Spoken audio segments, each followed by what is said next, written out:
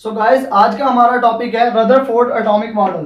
Rutherford atomic model जो है ये रदरफोर्ड ने ये जानने के लिए पेश किया कि एक एटम में पॉजिटिव और नेगेटिव चार्ज कैसे पाए जाते हैं, यानी कि वो कैसे को एग्जिस्ट करते हैं एक एटम में। ये जानने के लिए उन्होंने एक एक्सपेरिमेंट परफॉर्म किया। उस एक्सपेरिमेंट को गोल्ड फॉइल एक्सपेरिमेंट कहा जाता है। इसे गोल्ड फॉइल एक्सपेरिमेंट इसलिए कहा जाता है क्योंकि रदरफोर्ड ने अपने एक्सपेरिमेंट में गोल्ड फॉइल्स का इस्तेमाल किया था।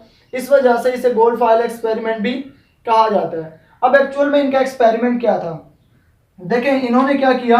गोल्ड फॉइल्स दी जी, गोल्ड फॉइल्स का डायमीटर कितना था, उन गोल्ड फॉइल्स का डायमीटर था 0.00004 सेंटीमीटर। इतनी कम थिकनेस वाली गोल्ड फॉइल लेने की वजह ये थी कि उन्होंने अपने एक्सपेरिमेंट में इन गोल्ड फॉइल पे अल्फा पार्टिकल की बम्बार्टमेंट करवानी थी। अब देखें अल्फा पार्टिकल जो होते हैं उनकी पेनिट्रेशन एबिलिटी बहुत कम होती है। अब उनकी पेनिट्रेशन एबिलिटी कम होने की वजह से उन्होंने इतनी कम थिकनेस वाली गोल्ड फॉइल ली, क्योंकि अगर इनकी थिकनेस ज़्यादा होती तो इनमें से अल्फा पार्टिकल जो हैं वो पेनिट्रेट ना कर पाते। तो उन्होंने क्या गोल्ड फॉइल्स ली और उनके ऊपर अल्फा पार्टिकल की बम्बार्टमेंट करवाई। अब उन अल्फा पार्टिकल को ऑब्जर्व करने के लिए उन्होंने सामने एक शीट लगाई, जिस शीट पे जिंक सल्फाइड की कोटिंग की हुई थी, ये ऑब्जर्व करने के लिए कि कितने अल्फा पार्टिकल जो हैं इन गोल्ड फॉइल से पास आउट होकर आगे आ रहे हैं। तो ये उनका सिंपल सा एक्सपेरिमेंट था। अब अल्फा पार्टिकल क्या होते हैं, देखें हमारे पास पीरियोडिक टेबल में वो एलिमेंट जिनका जो एटॉमिक नंबर है वो 83 से अबव है, तो ऐसे एलिमेंट को हम क्या कहते होते हैं, रेडियो एक्टिव एलिमेंट कहते होते हैं। अब रेडियो एक्टिव एलिमेंट क्या होते हैं, एक्चुअल में रेडियो एक्टिव एलिमेंट जो होते हैं वो ऐसे एलिमेंट होते हैं जो हाईली अनस्टेबल होते हैं, उनकी एनर्जी बहुत ज़्यादा होती है। अब वो क्या करते हैं, अपने आप को स्टेबल करने के लिए हर वक्त रेडिएट करते रहते हैं, यानी कि रेडिएशंस इमिट करते रहते हैं। अब वो रेडिएशन किस फॉर्म में इमिट करते हैं, या तो वो अल्फा रेस, अल्फा बीटा या गैमा रेस की फॉर्म में जो वो अपनी रेडिएशंस को इमिट करते होते हैं, ठीक है, या किसी और फॉर्म में, यानी कि हर वक्त वो रेडिएशंस इमिट करते रहते हैं ताकि वो क्या करें, अपनी एनर्जी को इमिट कर दें और स्टेबल हो जाएं। तो इन्होंने अल्फा पार्टिकल जो थे इन्हें जनरेट करवाने के लिए दो रेडियो एक्टिव एलिमेंट्स का इस्तेमाल किया, जिनमें एक पोलोनियम और एक रेडियम। इन दो एलिमेंट्स का इस्तेमाल किया अल्फा पार्टिकल्स को जनरेट करवाने के लिए। हमारे पास यहाँ पे जो अल्फा पार्टिकल है एक्चुअल में वो हीलियम न्यूक्लियाई है।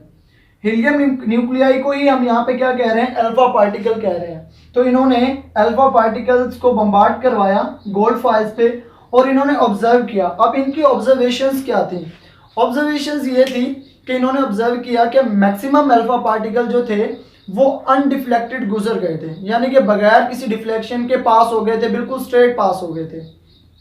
चंद एक पार्टिकल ऐसे थे जो क्या हुए थे, डिफ्लेक्ट हुए थे। अब यहाँ पे देखें ये जो है अल्फा पार्टिकल्स हैं, यहाँ से मैक्सिमम अल्फा पार्टिकल देख लें एग्जैक्ट स्ट्रेट पास हो रहे हैं, और चंद एक पार्टिकल जो हैं वो डिफ्लेक्ट हो गए हैं। कुछ स्मॉल डिफ्लेक्शन शो की है, किसी ने लार्ज डिफ्लेक्शन शो की है, कुछ रिपेल बैक हो गए हैं, यानी कि बिल्कुल बूंस बैक हो गए थे टकरा कर, ठीक है। तो ये इनकी ऑब्जर्वेशंस थी। अब इन ऑब्जर्वेशंस के नतीजे में इन्होंने जो इनसे रिजल्ट्स अखज़ किए वो क्या थे, वो देखें। हमारे पास सबसे पहला जो रिजल्ट है वो ये है कि इन्होंने कहा कि मैक्सिमम पोर्शन जो है एटम का, जो मैक्सिमम पोर्शन है वो एम्प्टी है। वो हम देख लेते हैं। देखें ये हमारे पास न्यूक्लियस है किसी एटम का, और ये हमारे पास उसके शेल्स हैं। अगर हम इसमें से कोई रेडिएशन पास करवाते हैं तो रेडिएशन क्या करेंगे, देखें अब यहाँ से अगर हम कोई रेडिएशन पास करवाते हैं तो ये क्या होंगी, यहाँ से स्ट्रेट पास हो जाएंगी, ठीक है। सारी की सारी रेडिएशन जो है वो स्ट्रेट पास हो जाएंगी। सिर्फ वो रेडिएशन जो है रिपेल बैक होगी, यानी कि वो पार्टिकल रिपेल बैक होगा जो सेंटर से टकराएगा, यानी कि इसके पॉजिटिव चार्ज से टकराएगा। तो इसका मतलब है कि मैक्सिमम जो रेडिएशंस उसमें से अनडिफ्लेक्टेड पास हो गई थी। तो ये बात ये शो करती है कि एटम का जो मैक्सिमम पोर्शन है वो एम्प्टी है। पहला रिजल्ट ये हुआ कि एटम का जो मैक्सिमम पोर्शन है वो एम्प्टी है, यानी कि खाली है। सेकंड ऑब्जर्वेशन क्या थी, सेकंड में उन्होंने ये कहा था, देखें उन्होंने कहा कि जो अल्फा पार्टिकल्स थे क्योंकि वो रिपेल बैक हो गए थे। अब रिपेल बैक होने की वजह ये है कि देखें अल्फा पार्टिकल पे यहाँ पे +2 चार्ज है, यानी कि उनके ऊपर पॉजिटिव चार्ज है। अब आपको ये तो पता ही होगा कि सेम चार्जेस जो होते हैं वो एक दूसरे को रिपेल करते हैं और अपोजिट चार्जेस क्या करते हैं, अट्रैक्ट करते हैं। तो इनकी रिपल्जन से उन्होंने कहा, रदरफोर्ड ने, कि अगर तो ये अल्फा पार्टिकल रिपेल हुए हैं तो इसका मतलब ये है कि जो एटम है उसके सेंटर में कोई पॉजिटिव चार्ज है जिसने इन्हें रिपेल कर दिया है। तो उन्होंने कहा कि सेंटर में जो है इनके पॉजिटिव चार्ज है, जिसे रदरफोर्ड ने न्यूक्लियस का नाम दिया। तो ये उनका दूसरा जो है ना रिजल्ट था कि एटम जो है उसके सेंटर में पॉजिटिव चार्ज है और उसे उन्होंने न्यूक्लियस का नाम दिया। थर्ड रिजल्ट क्या था, अब देखिए थर्ड रिजल्ट की तरफ बढ़ते हैं। तो थर्ड रिजल्ट में उन्होंने ये कहा कि एटम का जो सेंटर है वो जो है बहुत स्मॉल है, क्योंकि देखें यहाँ से मैक्सिमम जो हमारे पास मैक्सिमम रेडिएशन जो थी वो अनडिफ्लेक्टेड गुजर गई थी, चंद एक ही डिफ्लेक्ट हुई थी। अब अगर चंद एक ही डिफ्लेक्ट हुई थी तो इसका मतलब है कि न्यूक्लियस का साइज बहुत स्मॉल है, क्योंकि अगर उसका साइज लार्ज होता तो मैक्सिमम रेडिएशन जो है वो रिफ्लेक्ट मतलब डिफ्लेक्ट होती या रिपेल बैक होती। लेकिन अगर उसका साइज स्मॉल है तो इसका मतलब है कि चंद एक रेडिएशन ही ऐसी होंगी जो उससे टकराएंगी और टकरा कर रिपेल होंगी। तो क्योंकि उनके ऑब्जर्वेशन में भी यही था कि चंद एक रेडिएशंस ही यानी कि चंद एक पार्टिकल ही ऐसे थे जो टकराकर वापस आए थे, तो इससे ये जाहिर होता है कि एटम का जो सेंटर है वो बहुत स्मॉल है, यानी कि एटम का जो न्यूक्लियस है वो स्मॉल है। तो पहली ऑब्जर्वेशन हमारे पास क्या थी, नंबर एक तो ये थी कि एटम का जो मैक्सिमम पोर्शन है वो हमारे पास एम्प्टी है। सेकंड हमारे पास ये थी कि अगर तो अल्फा पार्टिकल्स रिपेल हुए थे तो इसका मतलब ये है कि एटम के सेंटर में क्या है, कोई पॉजिटिव चार्ज है जिसने इन्हें रिपेल कर दिया है। थर्ड ये है कि क्योंकि चंद एक पार्टिकल ही रिफ्लेक्ट हुए थे तो इससे ये बात जाहिर होती है कि चंद पार्टिकल रिफ्लेक्ट होने की वजह ये है कि इसका जो साइज है वो बहुत स्मॉल है, क्योंकि अगर ये लार्ज होता तो मैक्सिमम पार्टिकल जो है ना वो रिपेल बैक होते या डिफ्लेक्ट होते। फोर्थ हमारे पास क्या है, फोर्थ ये उन्होंने कहा कि अगर तो जो अल्फा पार्टिकल थे वो टकरा कर जो है ना वो डिफ्लेक्ट हुए या रिपेल हुए तो पॉजिटिव चार्ज होने के साथ साथ वो जो सेंटर है वो डेंस हार्ड है, क्योंकि आपको पता है कि सॉफ्ट अगर कोई चीज़ हो तो उसमें तो जाके कोई भी चीज़ उससे रिपेल नहीं होती, मतलब एग्जैक्ट टकरा कर बाउंस बैक नहीं होती। तो यहाँ पे कुछ पार्टिकल क्या होते, वो टकरा कर रिपेल बैक यानी कि बाउंस बैक हो गए थे। तो इससे ये बात जाहिर होती है कि जो उसका सेंटर है वो डेंस हार्ड है। तो ये इसकी इनका चौथा रिजल्ट था। नेक्स्ट इन्होंने क्या कहा, नेक्स्ट इन्होंने कहा कि एटम का जो पॉजिटिव चार्ज है वो तो उसके सेंटर में है और इलेक्ट्रॉन जो है वो इसके जो शेल हैं उनमें रिवॉल्व करते हैं, यानी कि सेंटर के गिर्द रिवॉल्व करते हैं। इन्होंने ऐसा क्यों कहा, देखें एक्चुअल में इनका जो ये मॉडल था ये बेस करता था क्लासिकल थ्योरी पे। क्लासिकल थ्योरी जो है वो सोलर सिस्टम पे जो है ना बेस करती है। अब सोलर सिस्टम में देखें कि हमारे पास सेंटर में एक सन है, ठीक है, तमाम के तमाम प्लेनेट क्या करते हैं, उसके गिर्द रिवॉल्व करते रहते हैं। अब इन्होंने भी यही कहा कि इसके सेंटर में पॉजिटिव चार्ज है जिसे इन्होंने न्यूक्लियस का नाम दिया और इलेक्ट्रॉन्स का इन्होंने कहा कि वो उस सेंटर के गिर्द रिवॉल्व करते हैं। तो ये इनका जो फिफ्थ रिजल्ट था, ठीक है। सिक्स रिजल्ट इनका, नेक्स्ट रिजल्ट क्या था, नेक्स्ट रिजल्ट इन्होंने ये कहा कि एज ए होल जो एटम है वो हमारे पास न्यूट्रल है। एज ए होल एटम कैसे न्यूट्रल है जी, एज ए होल इन्होंने कहा कि एटम जो है उसके अंदर नंबर ऑफ प्रोटॉन और नंबर ऑफ इलेक्ट्रॉन जो हैं वो बराबर होते हैं। अब आपको पता है कि प्रोटॉन पे पॉजिटिव चार्ज होता है और इलेक्ट्रॉन पे नेगेटिव चार्ज होता है। अगर वो दोनों बराबर हैं तो उनका सम अप करें तो एज ए होल एटम जो है वो न्यूट्रल आता है। फॉर एग्जांपल ये मेरे पास एक एटम है, ठीक है, इसके अंदर कोई इलेक्ट्रॉन जो है वो रिवॉल्व कर रहे हैं। तो इसके अंदर फॉर एग्जांपल हम फर्ज कर लेते हैं कि इसके अंदर 6 प्रोटॉन है और 6 ही क्या है हमारे पास इलेक्ट्रॉन है।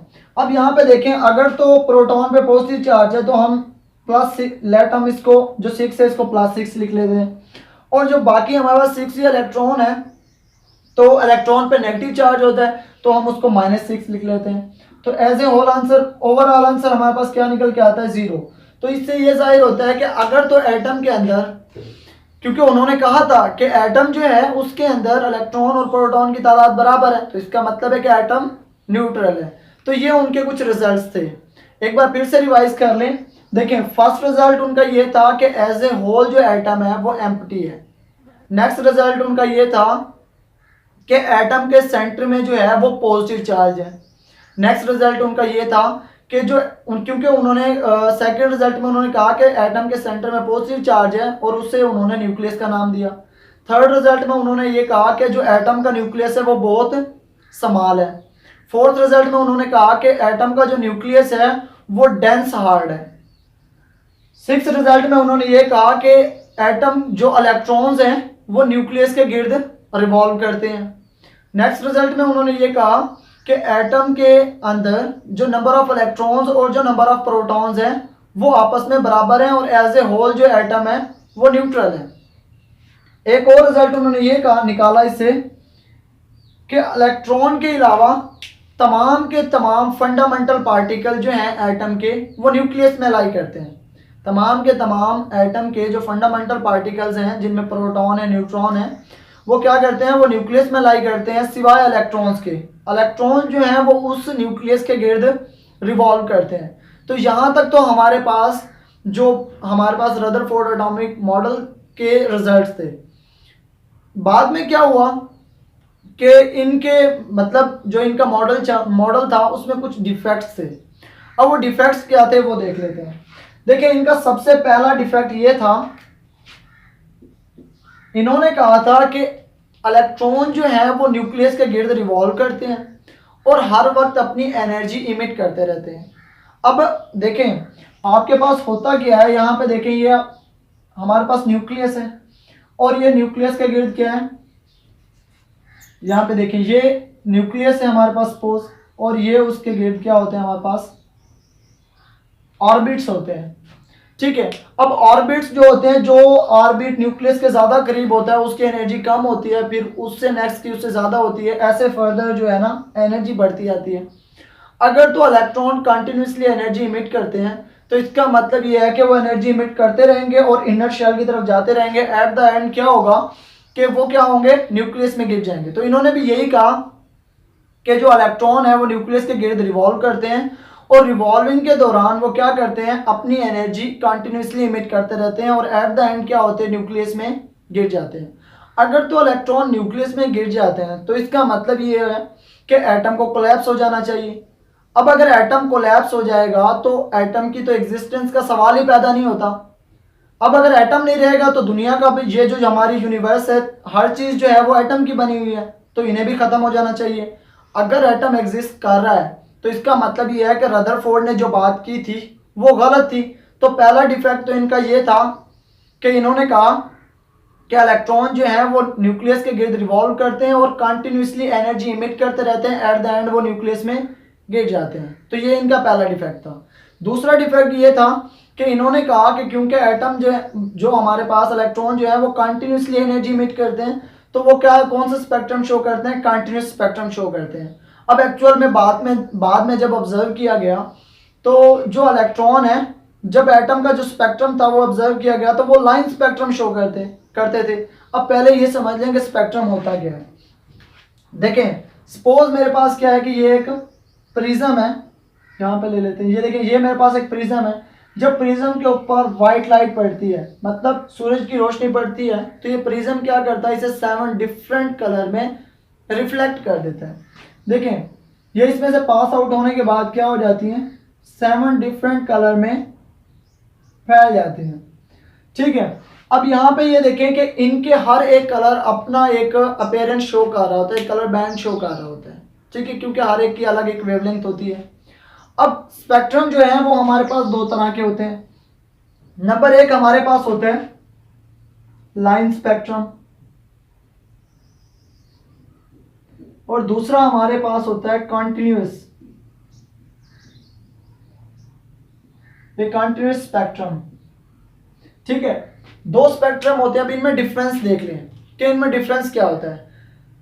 कंटिन्यूअस स्पेक्ट्रम हमारे पास ऐसा स्पेक्ट्रम होता है जिसमें जो ये डिफरेंट वेवलेंथ के जो कलर्स इमिट होते हैं इनके जो कलर बैंड्स बन के आते हैं, यानी कि जो डिफरेंट रेडिएशंस होती हैं उनके जो कलर बैंड्स बन के आते हैं वो आपस में मर्ज होते हैं।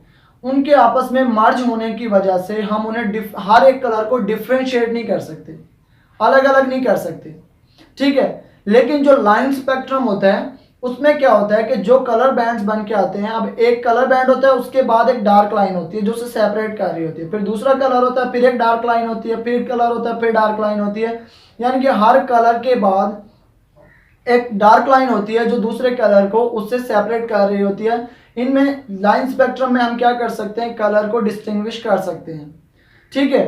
तो उसे हम लाइन स्पेक्ट्रम कहते हैं। तो रदरफोर्ड ने क्या कहा था कि एटम जो है, एटम का जो स्पेक्ट्रम है वो कंटिन्यूस स्पेक्ट्रम है, क्योंकि इलेक्ट्रॉन कंटिन्यूसली एनर्जी इमिट करते होते हैं। लेकिन बाद में जब ऑब्जर्व किया गया तो वो लाइन स्पेक्ट्रम था। तो दूसरा डिफेक्ट इनका ये था। इन दो डिफेक्ट्स की वजह से इनका जो रदरफोर्ड का जो एटॉमिक मॉडल था वो बाद में रिजेक्ट हो गया। इनके बाद एक और साइंटिस्ट थे, बोर नामी एक साइंटिस्ट थे, जिन्होंने इनके मॉडल को मॉडिफाई किया, मतलब एक नया मॉडल, एटॉमिक मॉडल पेश किया और इनके डिफेक्ट्स जो थे उनको रिमूव किया। वो हम अपने नेक्स्ट लेक्चर में पढ़ेंगे। तो यहाँ तक अगर आपको कोई डाउट हो, इसमें कोई बात आपको समझ ना आई हो, तो आप हमें कमेंट कर सकते हैं। अगर आपको लेक्चर समझ आया है तो हमारी वीडियो को लाइक करें, शेयर करें और चैनल को सब्सक्राइब करना मत भूलें, ताकि आने वाली नेक्स्ट वीडियोस आपको मिलती रहें। Thank you.